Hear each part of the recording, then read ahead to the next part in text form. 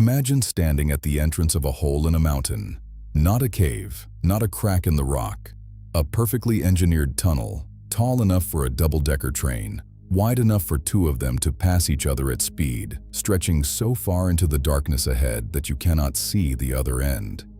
Now imagine that the other end is 57 kilometers away. That is not a typo. 57 kilometers. Through solid rock. Through the heart of the Swiss Alps. One of the most geologically complex, unpredictable, and unforgiving mountain ranges on the surface of the Earth. The Gotthard Base Tunnel in Switzerland is the longest tunnel ever built by human beings. It took 17 years to construct. It cost 12 billion Swiss francs. It required the labor of more than 2,600 workers at its peak. 9 of them never came home.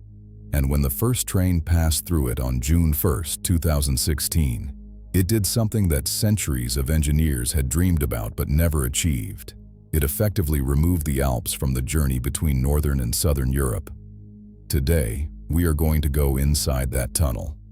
And inside the minds of the engineers, geologists, and workers who built it. This is the story of the world's longest tunnel, and one of the greatest feats of human engineering ever attempted. To understand why the Gotthard Base Tunnel exists, you need to understand the geography of Europe and the problem that the Alps have posed for trade, travel, and connection for thousands of years. The Alps run like a spine through the heart of the European continent, stretching roughly 1,200 kilometers from France in the west to Austria and Slovenia in the east. They are not gentle hills. They are enormous, ancient, and formidable. Peaks rising above 4,000 meters, passes that are snowbound for months of the year, terrain that has defeated armies, isolated communities, and slowed trade since the earliest days of human civilization. For centuries, crossing the Alps meant one thing: going over them. Mountain passes like the Gotthard Pass, the Brenner Pass, and the Simplon Pass have been used since Roman times, treacherous routes that demanded enormous effort from traders, soldiers, and travelers alike. Hannibal famously crossed the Alps with his war elephants. Napoleon built military roads over them. Medieval merchants spent weeks navigating their icy paths. When the railway age arrived in the 19th century, engineers began to think about going through the Alps rather than over them. The first Gotthard Railway Tunnel, a remarkable achievement for its time, opened in 1882. It was 15 kilometers long, wound through the mountains at high altitude, and required trains to climb steep gradients that slowed them significantly. For over a century, it served as the primary rail link through the Swiss Alps. But by the late 20th century, it was no longer enough. Europe's economy had grown enormously. The volume of freight moving between the industrial heartlands of Northern Europe, Germany, the Netherlands, Belgium, and the ports and markets of Italy and Southern Europe had multiplied many times over. Much of this freight was traveling by road, enormous convoys of trucks grinding over Alpine passes, polluting mountain communities, clogging roads, and producing a volume of emissions that Alpine nations found increasingly intolerable. Switzerland, sitting at the crossroads of this traffic, made a bold decision. Rather than simply widening roads or upgrading the existing rail line, the Swiss government committed to something far more ambitious, boring an entirely new tunnel directly through the base of the Alps, at valley floor level, with almost no gradient, that would allow high-speed freight and passenger trains to pass through the mountains at full speed. The result would be the Gotthard Base Tunnel. And to build it, they would have to solve engineering problems that had never been solved before. Before a single drill bit touched the rock, the engineers faced their first and perhaps greatest challenge: understanding exactly what lay inside the mountain. The Alps are not made of one type of rock. They are an ancient, chaotic collision of geological forces, the result of the African tectonic plate pushing northward into the Eurasian plate over millions of years, crumpling and folding the Earth's crust into extraordinary complexity. Beneath the surface, layers of granite, gneiss, schist, and sedimentary rock are compressed, folded, fractured and interspersed with fault zones, areas where rock has shifted and cracked, and where water, heat, and unpredictable pressure can make tunneling extremely dangerous. The Gotthard Massif, the specific section of the Alps through which the tunnel passes, contains some of the hardest and most challenging rock in Europe. In some sections, the engineers would face granite so hard that it wore down drill bits within hours. In others, they would encounter fault zones where the rock was so fractured and water-saturated that it behaved almost like a liquid, flowing into excavations and threatening to collapse the tunnel entirely. One of the most serious challenges was the sheer depth of the rock above the tunnel. At its deepest point, the tunnel runs nearly 2,300 meters below the surface, almost 2.3 kilometers of mountain pressing down from above. At these depths, the rock is under enormous pressure, what geologists call geostatic pressure. And this pressure does not simply sit passively above the tunnel. It pushes in from all sides, squeezing the tunnel opening and causing a phenomenon called rock burst, where highly stressed rock suddenly and violently fractures and explodes into the tunnel, sending lethal fragments flying at speed. Then there was the heat. Deep underground, the temperature of the rock rises, a phenomenon known as the geothermal gradient. At the deepest sections of the Gotthard Base Tunnel, rock temperatures reached up to 45 degrees Celsius. Working in those conditions without extensive cooling systems would have been impossible, and even with cooling, conditions for workers were brutal. Water was another constant adversary. The Alps are full of water, glacial melt, groundwater, and underground streams, and this water finds its way into any crack or opening in the rock. During construction, some sections of the tunnel experienced sudden, high-pressure water inflows that burst through the rock face without warning, flooding excavations and forcing emergency responses. To navigate all of this, the engineering teams relied on decades of geological survey work, deep boreholes drilled ahead of the tunnel path, seismic surveys, and constant analysis of the rock cores brought up from underground. They knew as much as it was possible to know about what lay ahead, and they were still surprised, regularly, dangerously, and sometimes fatally, by what they found. When most people imagine digging a tunnel, they picture workers with pneumatic drills and explosives, and for parts of the Gotthard project, that picture is accurate. But the primary workhorses of the Gotthard Base Tunnel were machines of a scale and sophistication that most people have never seen or imagined. They are called tunnel boring machines, TBMs, and they are among the largest and most complex pieces of machinery ever built. A TBM used on the Gotthard project was roughly 400 meters long from the cutting head at the front to the last of its trailing support gantries at the rear. Its cutting head alone, the enormous rotating disc that grinds against the rock face, was nearly 9 meters in diameter, studded with hardened steel disc cutters designed to grind through even the hardest granite. The entire machine weighed in the region of 3,000 tons, heavier than the Eiffel Tower. Here is how a TBM works. The cutting head rotates slowly, typically just a few revolutions per minute, pressing against the rock face with thousands of tons of thrust force generated by hydraulic rams pushing against the tunnel walls behind it. The disc cutters on the rotating head don't so much drill through the rock as fracture it. The tremendous pressure of the rotating discs causes the rock to chip and crack in a process called indentation fracture, producing chips and fragments that fall to the bottom of the cutting face. These fragments, called muck, are then picked up by scoops on the rotating head, fed onto a conveyor belt running through the center of the machine and carried back along the entire length of the TBM to be loaded onto rail cars and transported out of the tunnel. At peak production, a single TBM on the Gotthard project was generating and removing thousands of tons of excavated rock every single day.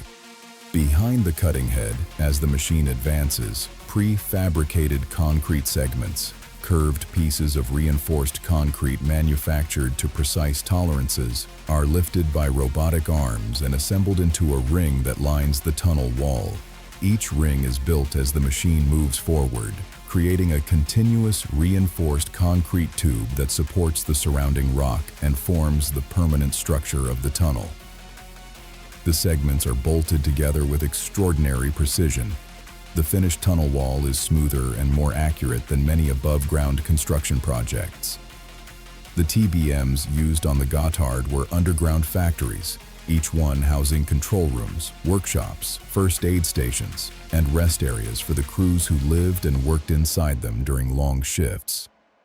Advancing through the rock at an average rate of about 25 to 30 meters per day in good conditions, and sometimes much less in difficult geological sections, these machines ground forward day after day, week after week, for years. Behind every statistic about the Gotthard Base Tunnel, every kilometer bored, every ton of rock removed, every concrete segment placed, there are human beings.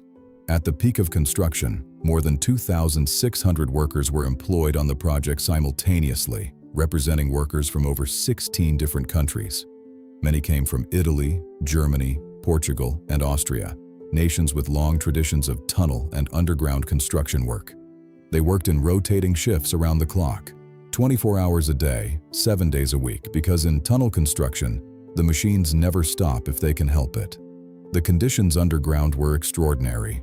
Deep in the mountain, the air was hot, humid, and thick with rock dust and diesel fumes from the machinery. The noise was relentless. The grinding of the TBM, the rumble of rail cars, the constant clatter of machinery and tools echoing off hard rock walls. Workers were subjected to extensive health monitoring, and the ventilation systems designed to pump fresh air into the working face were as carefully engineered as the tunnels themselves. The workers developed their own culture underground, their own routines, humor, and solidarity. Many spent years working on the same project, developing deep expertise in the specific geology of the Gotthard Massif. Experienced tunnel workers, called mineurs in the Swiss tradition, were highly valued and well paid, their skills representing years of accumulated, irreplaceable underground knowledge. But the Gotthard Base Tunnel was also a project that claimed lives. 9 workers died during the construction of the tunnel, killed by rockfalls, machinery accidents, and the unpredictable violence of working deep underground. Their names are recorded and remembered. At the official opening ceremony in 2016, their families were honored. The Swiss government and the project companies have maintained an ongoing commitment to the memory of those who were lost. Safety on the project was taken with the utmost seriousness. The safety record, while not without tragedy, was better than historical norms for a project of this scale and duration. Hundreds of millions of Swiss francs were invested in safety systems, emergency procedures, and worker protection. But in tunneling, as in all large-scale underground construction, some risk cannot be entirely engineered away. The construction of the Gotthard Base Tunnel was not a simple matter of starting at one end and boring through to the other. The scale of the project made that approach impractical. It would have taken far too long and concentrated all the work at just 2 points. Instead, engineers adopted a multi-front approach, attacking the tunnel from 5 different points simultaneously. 2 of these were the main portals, the north portal at Eerstveld and the south portal at Bodio, where TBMs and conventional drilling teams began boring from each end toward the middle. But 3 additional intermediate access points were established at Amsteg, Cedron, and Fido, reached via vertical shafts and access tunnels, drilled from the surface or from the sides of the mountain. These intermediate points allowed additional TBMs and drilling teams to be inserted into the middle of the tunnel route, dramatically increasing the number of faces being worked simultaneously and cutting years off the construction schedule. The Gotthard Base Tunnel is actually not a single tunnel, but 2 parallel single-track tunnels running side by side through the mountain, connected at regular intervals by cross passages. This twin-tube design is a fundamental safety requirement for modern rail tunnels. In an emergency, passengers and crew can evacuate from the affected tube into the safe tube through these cross passages, which are sealed by fire-resistant doors. The two tubes were bored simultaneously along most of the route, with the excavation teams carefully coordinating to avoid the vibrations from one boring operation affecting the other. The total amount of rock excavated from the Gotthard Base Tunnel was staggering, approximately 28 million tons, enough to fill the Empire State Building more than 30 times over, or to construct a small mountain of its own. This rock, called spoil or muck in tunneling terminology, had to be transported out of the tunnel, processed, and disposed of. Much of it was used constructively, crushed and processed to become the aggregate used in the concrete lining segments, or used as fill material in civil engineering projects across Switzerland. Meanwhile, even as the boring continued, a parallel engineering challenge was unfolding: the installation of all the systems that would make the tunnel function as a working railway. Kilometers of electrical cabling, ventilation systems, drainage systems designed to handle the enormous volumes of groundwater seeping through the rock, safety systems, emergency lighting, communication networks, fire suppression equipment, pressurized refuges where passengers could shelter in an emergency, and the rail infrastructure itself, the track, the overhead electrification wires, the signaling systems, all installed in a space that was simultaneously still under active construction. In tunneling, there is a moment of profound significance that workers and engineers call the breakthrough. The moment when two excavation teams boring from opposite directions finally meet in the middle, and the last barrier of rock between them is removed. On a project the size of the Gotthard Base Tunnel, these breakthroughs were among the most celebrated and emotionally charged moments of the entire 17-year construction period. The first major breakthrough came on March 23, 2011, when the two TBM teams boring the eastern tube from Fido in the south and Cedron in the north met underground for the first time. The precision of the meeting was extraordinary. Two machines had been boring toward each other through kilometers of solid rock, guided by GPS systems, laser guidance, and survey teams constantly checking and correcting the alignment. And when they finally met, the alignment error between them was just 8 centimeters over a distance of more than 9 kilometers. 8 centimeters. Through a mountain. Further breakthroughs followed over subsequent months and years, each one celebrated, each one bringing the project one step closer to completion. When the final breakthrough of the Western Tube was achieved, completing the full 57-kilometer bore, the moment was marked with ceremonies attended by project managers, engineers, workers, and Swiss government officials. The precision achieved across the full length of the tunnel was remarkable.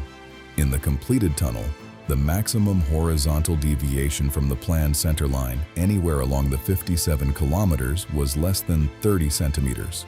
For a tunnel bored through unpredictable, complex geology over many years using multiple excavation teams working from multiple directions. This level of accuracy is a testament to the extraordinary skill of the engineers and surveyors who guided the project.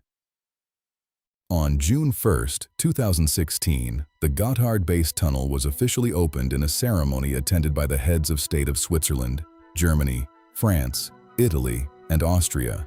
A gathering that reflected just how significant this project was for the whole of Europe, not just Switzerland.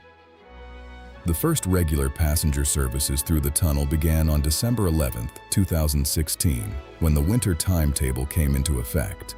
For the first time in history, a passenger train could travel from Zurich to Milan, crossing the entire Alps, in under 3 hours.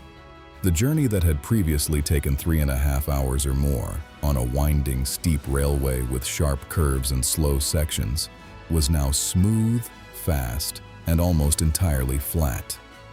The tunnel also represented something symbolic and important for Europe as a whole, a physical expression of the continent's commitment to connectivity, cooperation, and sustainable infrastructure.